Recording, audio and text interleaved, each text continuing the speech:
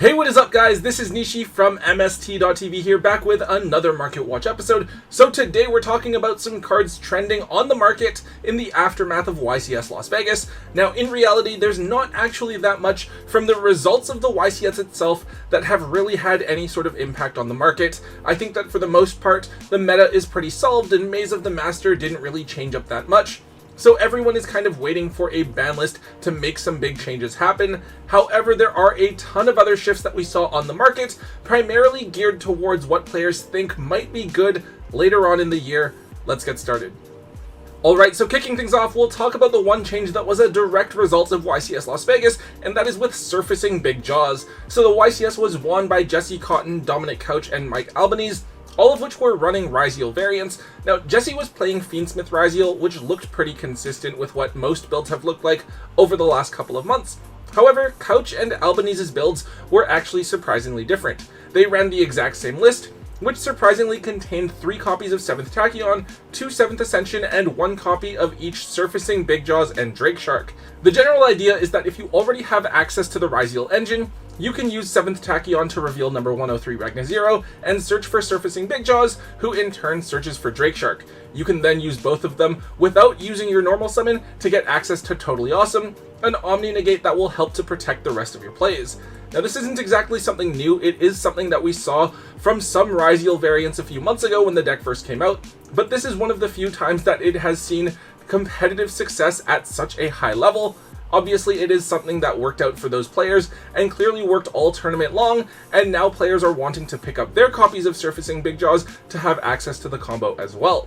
Now, Surfacing Big Jaws is a relatively new card from Rage of the Abyss. The QCR did jump up a little bit from around $35 to now being between $45 and $50, while the Ultras were still worth a little bit. Actually, for Ultras, coming in at $3 to $4 each, they've now doubled up in price to around $8 lowest. Definitely an interesting result to see, though we will have to wait and see if the combo is still something that players will want to be using after this upcoming ban list. For now though, you might just want to offload these while there is some hype surrounding them before they fall back down. Up next, we have a pretty random tech card. It's Iron Thunder. Now this is a counter trap that actually hasn't seen much competitive success, but has been hyped up a couple of times throughout its short lifespan.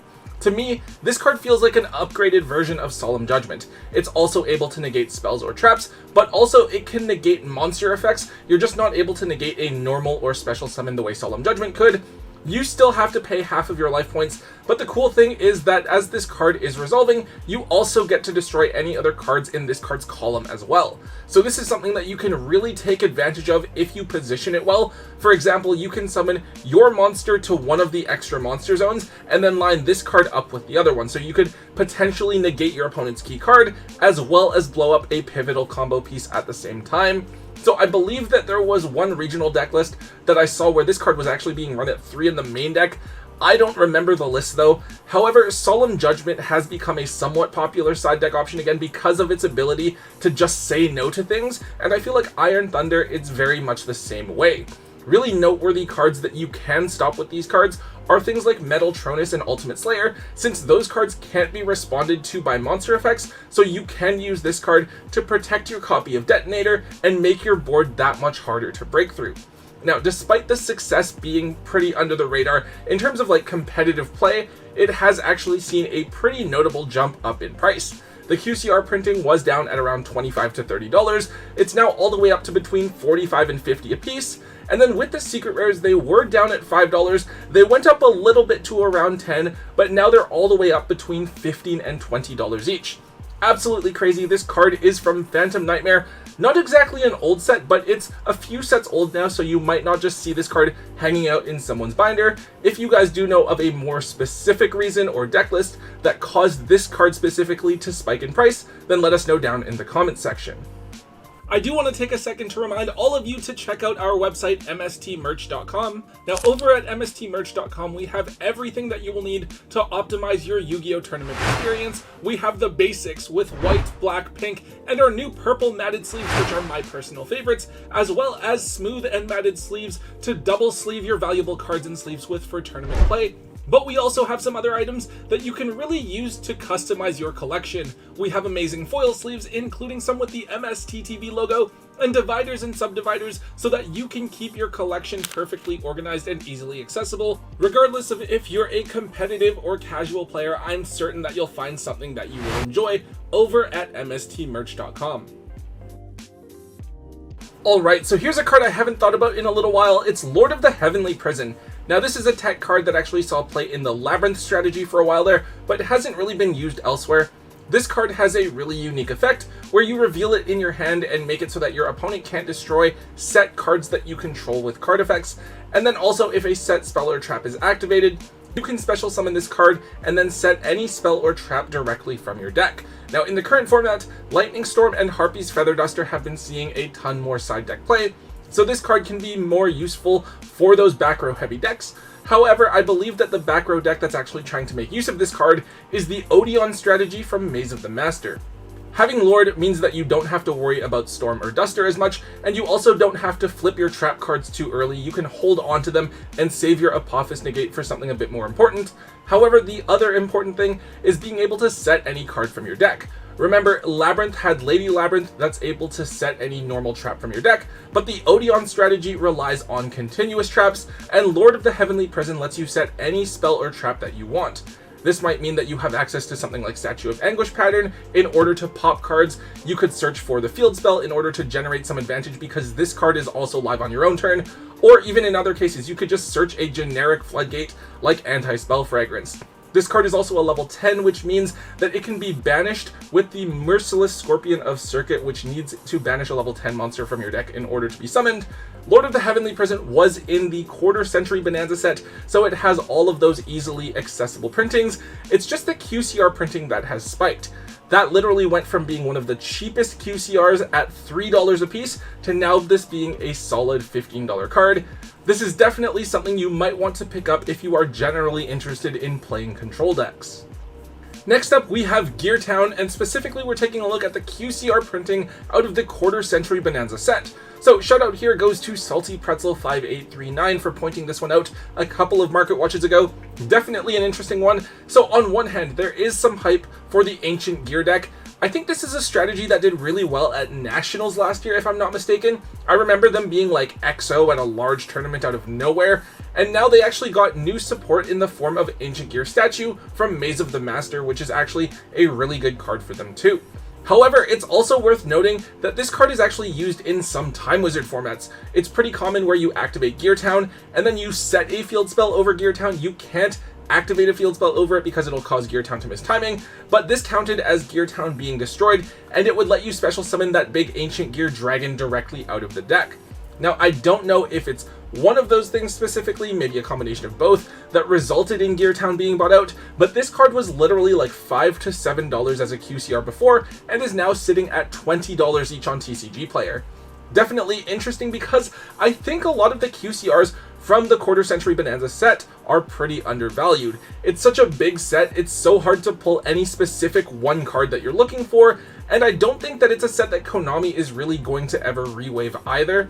I do see a lot of QCRs trending upwards in price all the time, almost just sort of arbitrarily. It might be worth looking at the set, maybe even Gear Town if it's something that you really think can hold value long term, and just identify which QCRs you guys like and would want to hold on to long term, because with them being so scarce, they're the sort of cards that don't really fall back down much even after the hype goes away.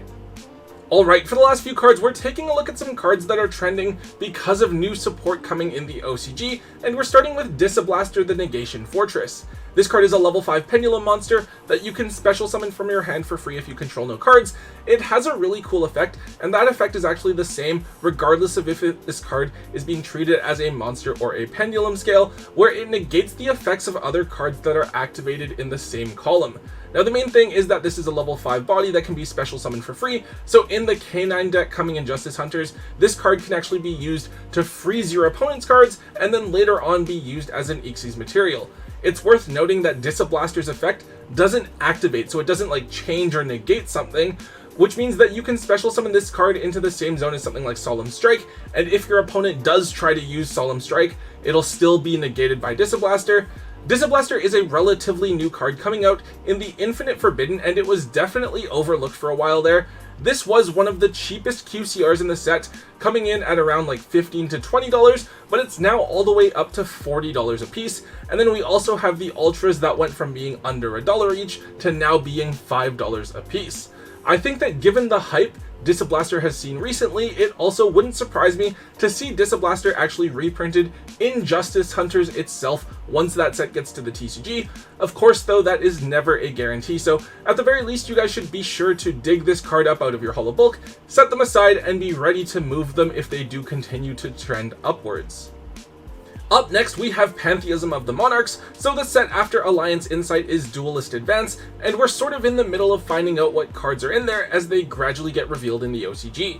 One of the themes that was confirmed to be getting support last week is Monarchs, which are, of course, a very popular strategy with a lot of fans. The new support does seem reasonably strong. Maybe not enough to be competitive in 2025, but definitely really good. Now, a bunch of Monarch cards were only ever printed in the Monarch structure deck itself that came out quite a few years ago, and it's actually quite difficult to find a lot of them. Pantheism is one of the absolute best cards for the deck, and everyone assumes it's going to be run at 3. It's basically a trade-in, and the draw effect isn't actually a once per turn. Its other effect is a really underrated effect as well, as you can banish Pantheism from your graveyard, and then reveal 3 Monarch spells or traps from your deck. Your opponent picks one of them and adds it to your hand. The thing is, generally you can reveal 3 of the same card so that you know exactly what it is you're going to be getting. Now, believe it or not, Pantheism is now currently trending on the market. I feel like this card shouldn't be more than $1 or $2 because it's just a structure deck super rare, but it's actually been so long since the card came out. This card is now between $8 and $10 on TCG Player, with actually a ton of sold listings on TCG Player at the $10 mark. I feel like given that things like Ether and Erebus need to be reprinted still, I probably wouldn't want to buy into Pantheism at this point, as we are very likely to see several Monarch cards get reprinted in a side set closer to the release of Duelist Advance, so you may just want to offload these while they are at an all-time high. And finally, the last card I want to talk about for today is Super Quantum Mech Beast Grampulse. So as we talked about last time, the Super Quantum theme is actually getting new support in Duelist Advance as well, and a lot of players seem to be really hyped for it. The Super Quantum cards were never actually really used that much as a pure deck before, they really just all play as an engine. Apparently now they are a very legitimate pure strategy. Because of this, we are seeing a bunch of Super Quantum cards trending on the market. Grampulse is one of them, and it is a pretty good card where you can detach a material from it to pop any spell or trap on the field. This card was used by Burning Abyss before, but in Super Quantums, that pop becomes a quick effect if you have a Super Quantum monster attached to this card as a material, which is pretty cool. Anyways, Grampulse hasn't seen any sort of competitive usage or even any hype over the last few years, and because of that, it's never really seen any reprints. Its original printing was as a rare in Wing Raiders, and this card was a couple of bucks before, but it's now up to around $7. And then with the Ultimate Rares, they were actually dirt cheap at anywhere from $10 to $15. They're now up to between $25 and $30 each, so more than doubling in price. I don't know just how real that Super Quantum deck is going to be, but they are another theme that needs a bunch of cards to be reprinted, so it really wouldn't surprise me to see a bunch of them included in something like a Battles of Legends set.